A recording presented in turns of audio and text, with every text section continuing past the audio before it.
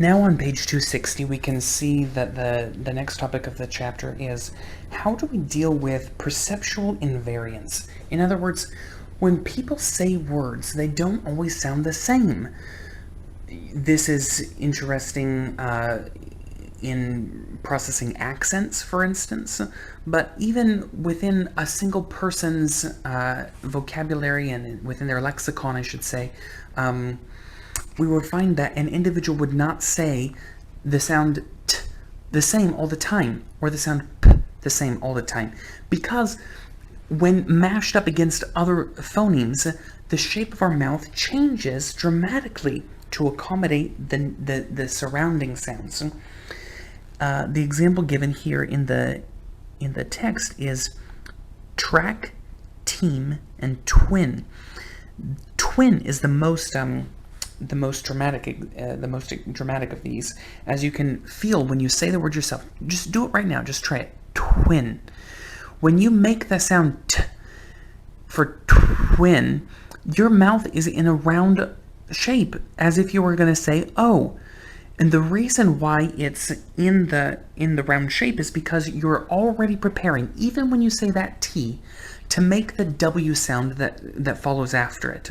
You're treating that T as if it's part of the whole word and not by itself. If you were to say each individual sound, your mouth might not make that, but it would sound like twin. And that doesn't sound like a word.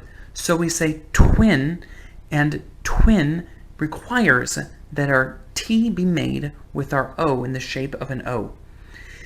And the fact that our mouth is in that shape when we say the T for twin makes the sound that the T sounds like different.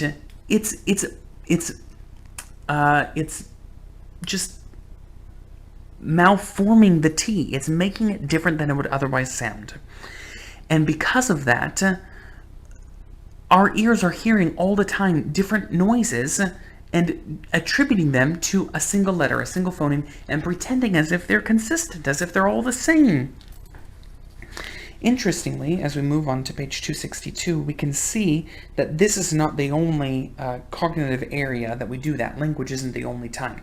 We also have perceptual consistency in vision, for instance, when if we were to take a piece of paper outside, that paper on our, the color of the paper being reflected onto our retina is a very different color than if we were to bring that same piece of paper indoors and look at it again. The color, the wavelengths of light would not be the same, and yet if we're outside we perceive it as white, if we're inside we perceive it as white. It doesn't seem to matter. We have perceptual constancy. That same perceptual constancy is found in language, but the chapter asks, how is it that we do that? And there are some effects that we can use to demonstrate how this is possible. The first of these effects is the McGurk effect.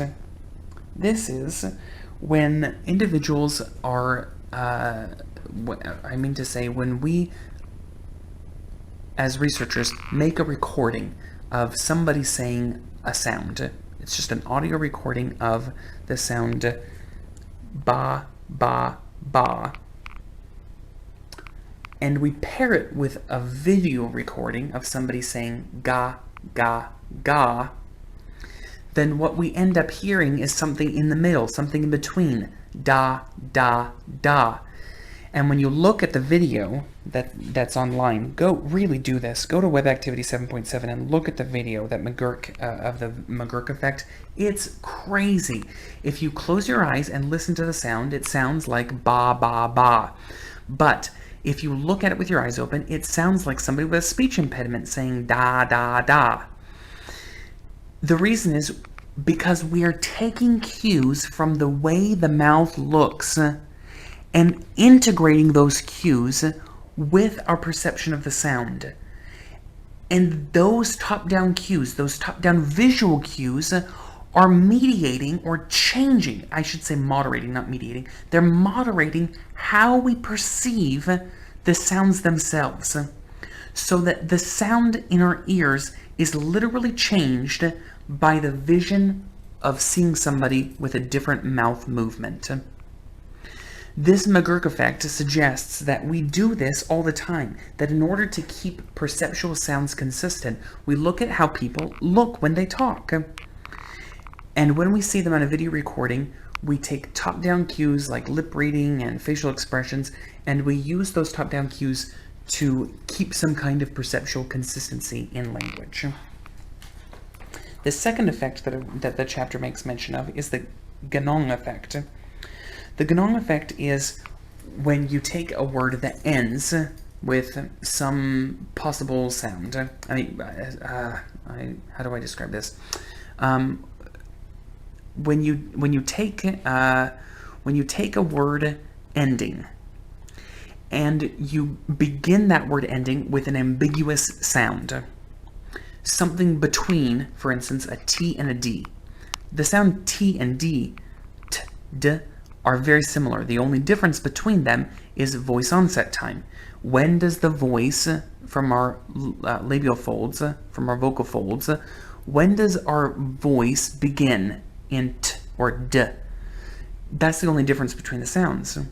So if you have something sort of like in between them, something that's just in the middle of a T and a D, by varying the voice onset time, then you can pair this with a word ending, like ask, and you can come up with either the word dask or task.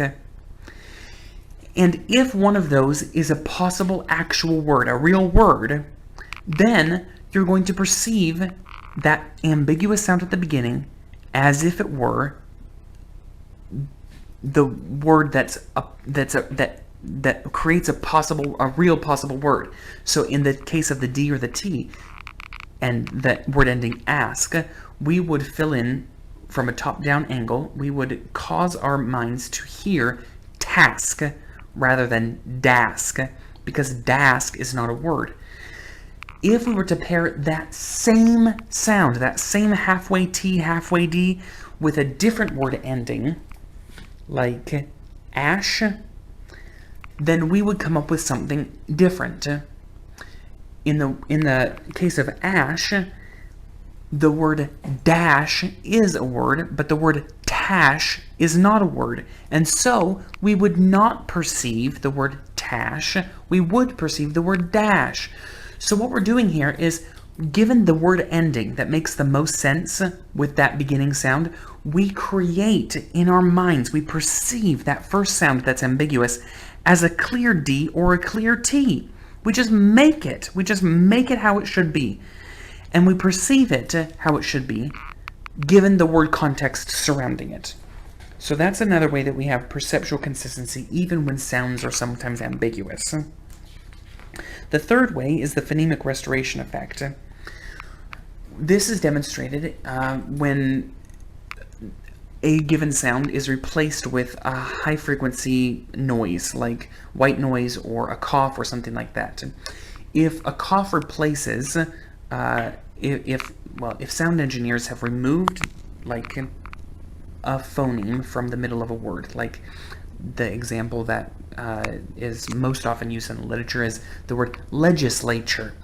If the S is removed from the middle of the word legislature and is replaced with a cough, we actually hear the S. Our brain fills in the gaps, and we cannot tell that the S is not there. We hear it even though it's not there. And the reason why we do this is because of top-down cues. Given the rest of the word, given all the other letters that are surrounding it and the rest of the word sounds, we fill in the gaps. But if there's no sound there at all, if the S in legislature is removed and not replaced with a cough, then we hear the emptiness of the word. That's a more unnatural situation. That's the reason why our top-down processes cease to work in that situation.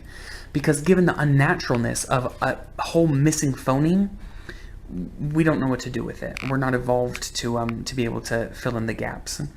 But we often hear external background noises that are interfering with what's going on around us. And these external background noises are conflicting with the sounds we hear, and we have to be able to fill in the gaps where the background noises stop us from hearing. In the application activity, just as a side note here, I had asked on one question how the program ch7 might be able to overcome problems like background noise. And I was hoping that we would draw, by analogy, the phonemic restoration effect into the picture. And we would say, oh, given the way infants use the context of words to fill in gaps in the phonemic restoration effect, maybe we could program ch7 to hear something that's not there. Essentially, that we could program ch7 to fill in possible letter sounds when background noises conflict with the sounds that are there. Almost no students were able to make that connection that I had hoped for, but I just want to draw that now to your attention so that you can see that the application of the phonemic restoration effect would have really good applicability, I guess. It just would be really appropriate given that particular question. And those are the three phenomena, the three effects that help us best to understand how we cope with the variability of sounds, how we perceive, how even though sounds are variable, how we still perceive them as constant despite that.